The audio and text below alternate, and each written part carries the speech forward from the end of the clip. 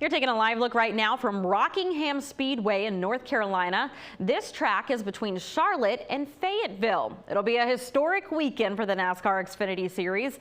That's because it's the first time that series will race there since 2004. The Truck Series is also returning to the track for the first time since 2013, and you can watch the Truck Series race on FS1 Friday night. And it took a lot of time, patience, and money to get Rockingham back on the NASCAR schedule. It's a venue many longtime fans have really missed. Even drivers who have never raced there before are eager to finally be able to drive on a track they could only do on a simulator. 10 on your side's Casey Funderburg has more. Well, not long from now, the garages behind me will no longer be empty, and that's because two NASCAR series are returning to the historic Rockingham Speedway. The NASCAR Truck Series and the Xfinity Series are going to run during the Easter break, and it'll give fans a chance to check out future stars while also having a taste of nostalgia. And to get the track back on the NASCAR schedule, a lot of work had to go into improving the speedway. Absolutely a full overhaul of this racetrack has happened.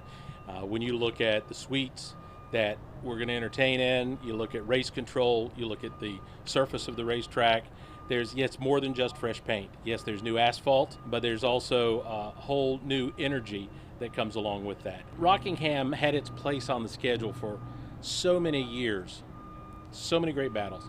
Competitors love to race here. And the drivers who had a chance to test the track earlier this year are excited it's back. To see the effort that's been put into this racetrack, and then to see the renovations that have been done, to understand the history of this racetrack for our sport of NASCAR, right? It's been very, very important to kind of the sport, and you know, I think this racetrack was kind of the expense of maybe some of the changes that were going on in our sport many years ago. I mean, they haven't run this place since I was, before I can remember. So I can't say I remember watching races live here as a kid, but it's really cool to always bring a place like this back. The Rockingham Properties folks have been amazing at getting this place up and running, getting it better than race ready. Drivers were so complimentary of not just the racing surface, but of how to get in, how to get out, upgrades that have been made. Highway has been widened out here so it alleviates some of the traffic problems.